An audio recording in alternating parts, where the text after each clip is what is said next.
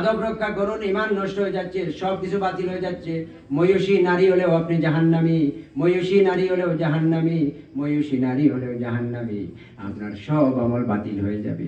দেবরের ছেলের সামনে বের হতে পারবেন না। এরপরে ছেলে মেয়ে আপনি ভাই বানাচ্ছেন, নিজের বোনের ভাইয়ের খবর নাই, আপনি ভাই বানাচ্ছেন, আর্টিফিশিয়াল বোন বানাচ্ছেন, সন্তান আওলাদ বানাচ্ছেন। আওলাদ কেন আপনি বানাবেন? আওলাদ যদি বানান, পালক ছেলে মেয়ের সাথেও আপনাকে পর্দা করা লাগবে। অনেক মানুষ সন্তান পালন করে, সন্তান যদি আপনি পালন করেন অসুবিধা নাই, তবে আপনি পরিচয় দিতে গিয়ে আপনি পালক ছেলে বলতে হবে। এটাকে আমার ছেলে বলা কবিরা গুনাহ। আপনি ছেলেকে পালতেছেন, আপনি কবিরা গুনাহ করবেন যদি আপনি বলেন এটা আমার আওলাদ। এটাকে তার কিয়ামতের দিন আপনার নাম ধরে এই সন্তানের নাম ডাকা হবে না। ওই তাকে সে জন্ম দিয়েছে, তার বাবার নাম সহ তাকে কিয়ামতে আল্লাহ উঠাবে। আপনি কেন আপনি বলবেন এটা আমার আওলাদ? আপনার ঔরসজাত না, এটা কবিরা গুনাহ। বিশ্ব নবীজি যায়েদ বিন হারিসা, মক্কার মানুষেরা পাগল পারা হয়ে গেল। মদিনার মানুষেরা বলতে লাগলো হারিস বিন মুহাম্মদ সাল্লাল্লাহু আলাইহি ওয়াসাল্লাম। আল্লাহ বরদাস্ত করলেন না, আল্লাহ রাগান্বিত হয়ে গেলেন, বলে দিলেন মুহাম্মদ বলো না রাসূল, আপনি তাদেরকে বলে দাও হারিস যায়েদ ইবনে হারিসা বলার জন্য।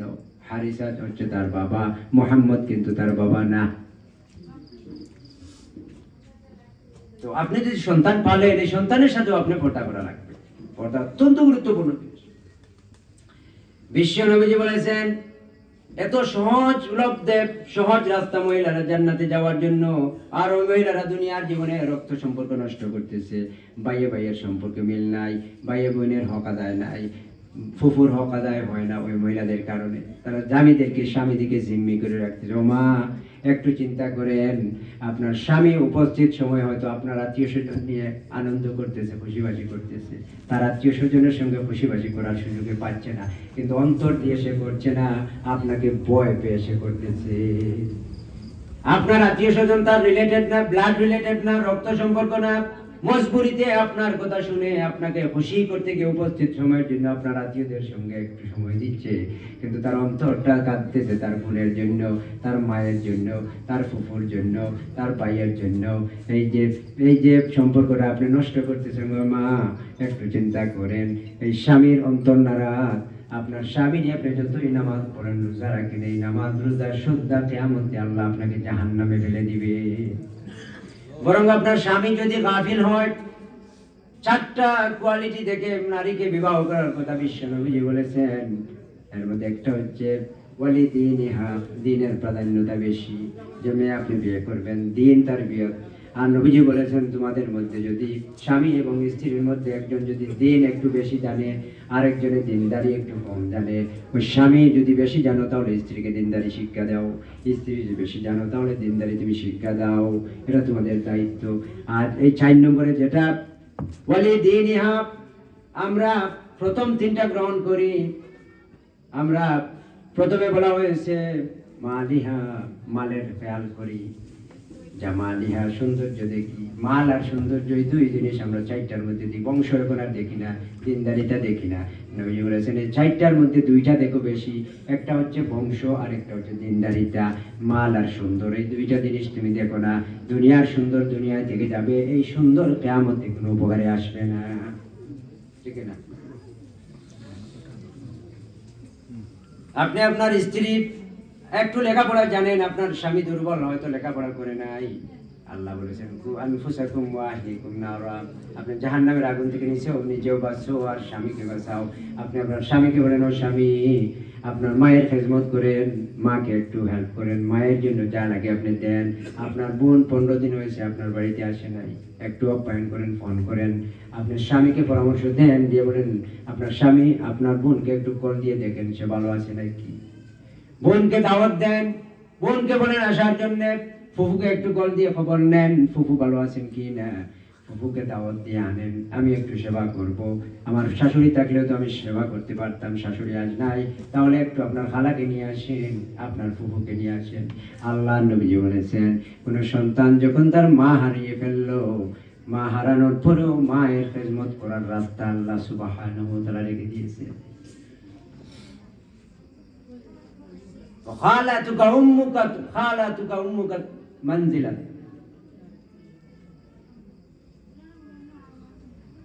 আল্লাহ নবীজি বলেছেন, সন্তান যখন মা হারালো, মায়ের হারানো বেদনায় জর্জরিত সন্তান, সে যদি তার ফুফুকে একটু খেজমত করলো, তার খালাকে একটু খেজমত করলো, আল্লাহ সুবহানাহু ওয়া তাআলা সঙ্গে সঙ্গে মায়ের খবরে সংবাদ পৌঁছাইয়া দিয়া মায়ের কিন্তু দরওয়াজা বন্ধ করে দিবেন কবরের মধ্যে। মা ডেকে ডেকে বলবেন, ফেরেশতাদেরকে বললেন, আমরা এতদিন থেকে এই স্ট্যাটাস এইরকম ছিলাম, কবরের মধ্যে আমাদের পজিশন ছিল, হঠাৎ করে পজিশনটা একটু আপগ্রেড হলো, চেঞ্জ হলো, কারণ কি? ফেরেশতারা বলবেন, ও আল্লাহর বান্দি, ও আল্লাহর বান্দি, তোমার নেককার আওলাদ তুমি রেখে এসেছো, তোমাকে না পেয়ে, তোমার খেদমত করতে না পেরে, দুনিয়ায় থাকতে তোমার খেদমত করেছে।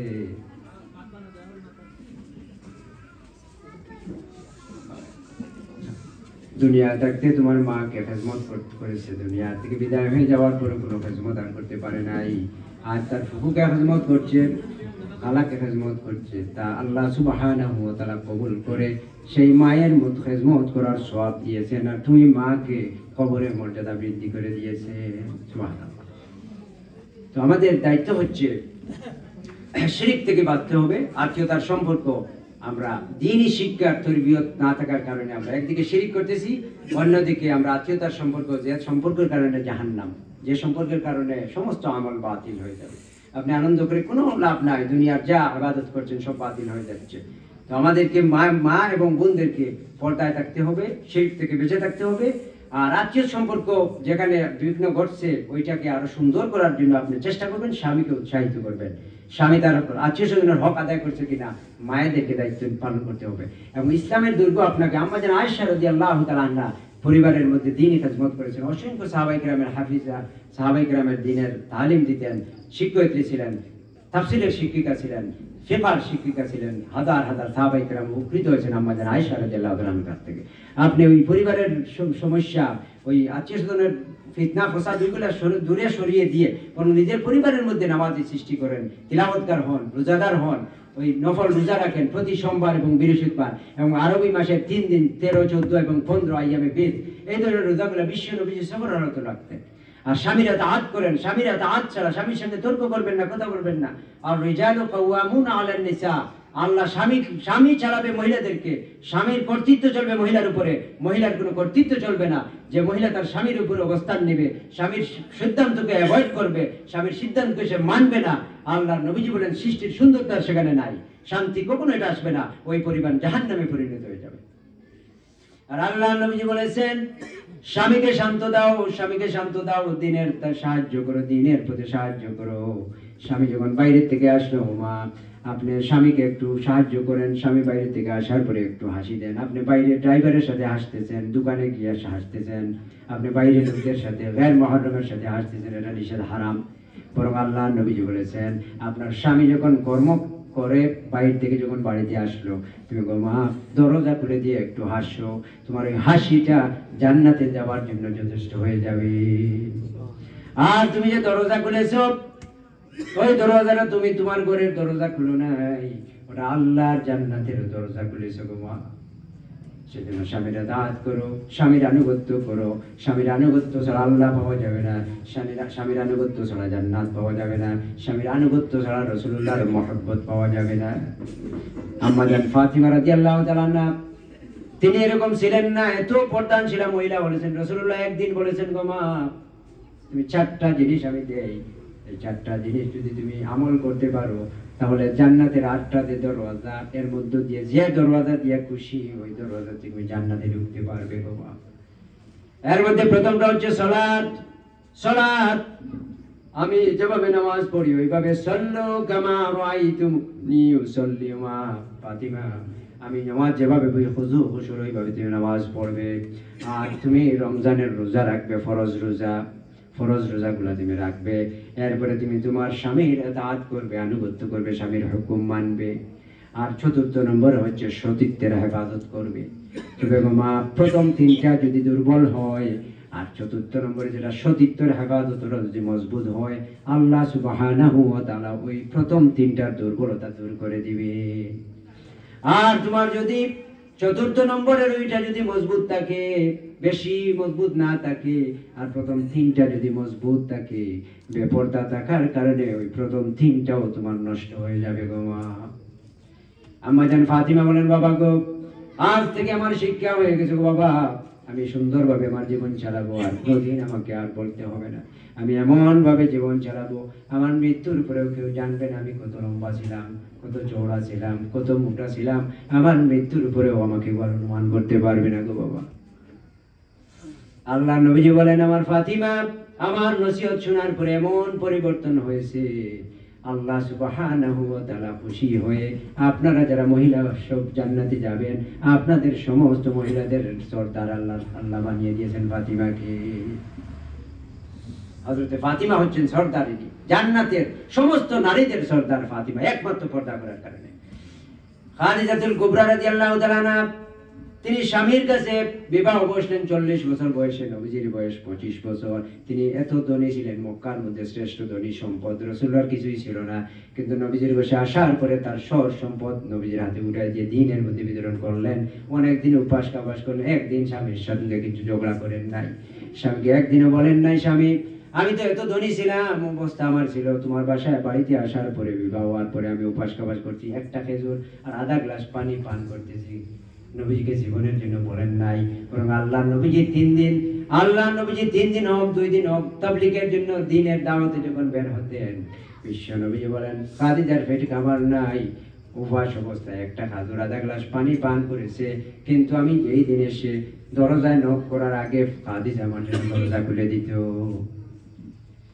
একটি রাতের জন্য খাদিজা যতদিন জীবন করে যাপন করেছে, সংসার করেছে আমার সঙ্গে, খাদিজা একদিনের জন্য কোনো অভিযোগ দেয় নাই, আর একদিনের জন্য আমার আগে বেডে শুতে যায় নাই। এইভাবে আমাদের আদর্শ হচ্ছেন রাসূলুল্লাহ। লাকাদ কানা লাকুম ফি রাসূলিল্লাহি উসওয়াতুন হাসানাহ। আর রাসূলুল্লাহর কাছে আদর্শ রেখেছেন আল্লাহ সুবহানাহু ওয়া তাআলা আপনার আমার সকলের জন্য। আর রাসূলুল্লাহ সাল্লাল্লাহু আলাইহি ওয়াসাল্লামের বিবিরা রাসূলুল্লাহ থেকে আদর্শ পেয়েছেন, আর আপনারা যারা মেয়েরা এসেছেন আপনারা আদর্শ নেবেন বিশ্ব নবীজির মেয়েদের কাছ থেকে, বিবিদের কাছ থেকে। এমনি শুধু দোয়া করলাম যে খাদিজা জান্নাতে যেতে চাই, আয়েশা যেতে চাই, আপনি জাহান্নামের কাজ করছেন, আপনার স্বামীকে তার মাঝ থেকে বঞ্চিত করছেন, আপনি শিরিক করছেন, আপনি অভিশাপ দিচ্ছেন, আর আপনি দোয়া করছেন খাদিজার সাথে জান্নাতে যাবেন, আয়েশার সাথে জান্নাতে যাবেন। এইটা আপনার বাপের বাড়ি না, এটা মামুর বাড়ির বারান্দা না। জান্নাতে যেতে হলে ভালো ভালো আমল করা লাগবে, জান্নাতে যেতে হবে, জান্নাতে আমরা সবাই যেতে চাই। আল্লাহ বলে দিয়েছেন তোমরা ঈমান আনো প্রকৃতভাবে, আর ভালো ভালো কাজ করো, আমার হুকুম মানো। স্বামীর আনুগত্য যদি না মানো তুমি জান্নাতে যেতে পারবে না। কেউ যদি তার স্বামীকে অল্প একটু নারাজ রেখে শরীয়তের বিষয়ে পুরো রাত নারাজ রেখে সে মারা যায়, বিশ্ব নবীজি বলেন আমি ওই মেয়ের জিম্মাদার নিব না, সে জাহান্নামী। যে মেয়ে তার স্বামীকে নারাজ রেখে রাত পার করে দিল, আল্লাহ নবী বলেন সকাল হলে সে জাহান্নামী। আর যে সকাল থেকে সন্ধ্যা করলো, রাত সে মারা গেলে রাতেও সে জাহান্নামী। আল্লাহ নবী বলেন ওই ধরনের মেয়ের থেকে তোমরা বেঁচে থাকো। জিনের মধ্যে যেভাবে শয়তান আছে, মানুষের মধ্যে এরকম শয়তান আছে, মিনাল জিন্নাতি ওয়ান নাস। এই ধরনের ফাহিশা কাজ যে আমরা করি, এর মধ্যে মানুষ শয়তান, জিনরূপী শয়তানও আমাদের কুমন্ত্রণা দেয়, আর মানুষরূপী শয়তান আপনার আমাকে ধ্বংসের দিকে নিয়ে যাবে। কুমন্ত্রণা দিয়ে আমাদেরকে মাহফুজ করতে হবে, আমাদেরকে গুনাহ থেকে বাঁচতে হবে, বড় বড় গুনাহ থেকে, এই ধরনের শিরিক, মা বাবার অবাধ্যতা, এই ধরনের রক্ত সম্পর্ক নষ্ট করা, এই ধরনের বড় বড় জুলুম আকবারুল কাবায়ের থেকে যদি ফাহিশা থাকে, আল্লাহ সুবহানাহু ওয়া তাআলা বলেন এই ধরনের বড় বড় গুনাহ আকবারুল কাবায়ের, এইগুলা থেকে তোমরা যদি বেঁচে থাকতে পারো, তাহলে দৈনন্দিন জীবনে যে ছোট ছোট গুনাহ করো, আমি আল্লাহ তোমাদের এই গুনার দিকে তাকাবই না, বিনা তাকাইয়া তোমাদের এই গুনাহ আমি আল্লাহ মাফ করে দিব। সুবহানাল্লাহ। আল্লাহ সুবহানাহু ওয়া তাআলা আমাদেরকে তৌফিক দান করুন এই ধরনের বড় ফাহিশা কাজ থেকে। প্রত্যেকটা পরিবারে আজকে যে রোগ দেখা দিয়েছে, যে আত্মীয় স্বজনের মধ্যে, পরিবারের মধ্যে, রক্ত সম্পর্কের মধ্যে, এই রক্ত সম্পর্ক নষ্ট করে করে কোনো মানুষ জান্নাতে যেতে পারবে না, শুধু জাহান্নাম, শুধু জাহান্নাম। আমাদেরকে আল্লাহ সুবহানাহু ওয়া তাআলা তৌফিক দান করুন। শিরকের মতো মারাত্মক গুনাহ, আর আপনি আমি যা কামাই করতেছি, যা কিছু করতেছি, ছোট্ট সরিষার দানা, এটা আল্লাহ সুবহানাহু ওয়া তাআলা কিয়ামতের দিন উঠাবেন। ইন্নাহা ইন তাকু মিসকালা হাববাতিন মিন খারদালিন ফাতাকুন ফি সাখরাতিন আও ফিস সামাওয়াতি আও ফিল আরদি ইয়াতি বিআল্লাহ ইন্নাল্লাহা লাতীফুন খাবীর। আল্লাহ সুবহানাহু ওয়া তাআলা বলেন দুনিয়ার জীবনে সরিষার দানা, ছোট্ট ছোট্ট দানা, সরিষার দানা কালি জিরার মতো ছোট জিনিস যদি সমুদ্রের তলদেশে থাকে, পাহাড়ের ভিতরে থাকে, অথবা পাথরের ভিতরে লুকায়িত থাকে, ইয়াতি বি আল্লাহ, কিয়ামতের ময়দানে আল্লাহ সুবহানাহু ওয়া তাআলা ওই সরিষার দানা পরিমাণ জিনিস আল্লাহ উত্থিত করবে। ছোট হোক বড় হোক, প্রতিটা কাজের প্রতিদান দেওয়া হবে। নারী হোক পুরুষ হোক, ভালো কাজ করলে তোমাকে ভালো কাজের ফল দেওয়া হবে, অন্যায় করবে তার শাস্তি ভোগ করা লাগবে। এমন একটা আমলনামা তোমার তৈরি হচ্ছে যে আমলনামার মধ্যে ছোট বড় সব লিপিবদ্ধ করা হয়ে গেছে, আর তুমি ওটা উপলব্ধি করবে। আর আল্লাহ বলবেন, ইকরা কিতাবাকা কাফা বিনাফসিকাল ইয়াউমা আলাইকা হাসিবা। আমি যে আমলনামা তৈরি করছি, আল্লাহ ওইটা দেখাই বলবেন, এই আমলনামা দিয়ে দিলাম, সব কিছু রেকর্ড করা হয়েছে, এটা পড়ো। তুমি নিজে এটা পড়তে পারবে, সব কিছু রেকর্ড করা। তখন আমরা এই আমলনামা দেখবো, শিরিক করেছি, রক্ত সম্পর্ক নষ্ট করেছি, জুলুম করেছি, মায়ের হক আদায় করি নাই, বোনের হক আদায় করি নাই, আত্মীয়তার সম্পর্ক নষ্ট করেছি, সব কিছু লিপিবদ্ধ করা হয়েছে। তখন আমরা বলবো, মালি হাযাল কিতাব লা ইউগাদিরু সগীরাতান ওয়ালা কাবীরাতান ইল্লা আহসাহা। আশ্চর্য ধরনের কিতাব, যে কিতাবের মধ্যে ছোট বড় যা কিছু করেছে সব কিছু আল্লাহ রেকর্ড করেছেন ফেরেশতারা, বাকি নাই। ওইটা জবাব দিতে হবে। সেজন্য আল্লাহ বলছেন, ওয়াত্তাকু ইয়াওমান তুরজাউনা ফীহি ইলাল্লাহ। ওই দিনের ভয় করো, যেই দিন ওই আমল দেখানো হবে, আর ওই আমল তুমি নিজে পড়বে, আর সব কিছুর জবাব আমি আল্লাহর কাছে দিতে হবে। সম্মানিত হাজিরিনুল কিরাম, আল্লাহ সুবহানাহু ওয়া তাআলা আমাদের তৌফিক দান করুন। আমরা বিশেষ করে শিরক, ছোট হোক বড় হোক, এই ধরনের শিরক থেকে আমাদেরকে বাঁচতে হবে। আত্মীয় স্বজনের মধ্যে যদি মীমাংসা চেষ্টা যে বেশি করবে, আল্লাহ বলছেন তার জন্য জান্নাত ওয়াজিব হয়ে যায়। যে মীমাংসা করতে চায় না, আরেকজনের চেষ্টা করে, বারবার চেষ্টা করে, আল্লাহ সুবহানাহু ওয়া তাআলা যে চেষ্টা করে তার জন্য জান্নাত ওয়াজিব হয়ে যায়। আল্লাহ সুবহানাহু ওয়া তাআলা আমাদেরকে পারিবারিক জীবন শিরক মুক্ত এবং আত্মীয়তার বন্ধন আল্লাহ যেভাবে দিছেন ওইভাবে সুন্দর করে সাজাবার তৌফিক দান করুন। হাযা মা ইনদি ওয়াল ইলমু ইনদাল্লাহ। আকুলু কওলি হাযা আস্তাগফিরুল্লাহ লি ওয়া লাকুম ওয়া লিসাইরিল মুসলিমিন ইন্নাহু হুয়াত তাওয়াবুর রহিম।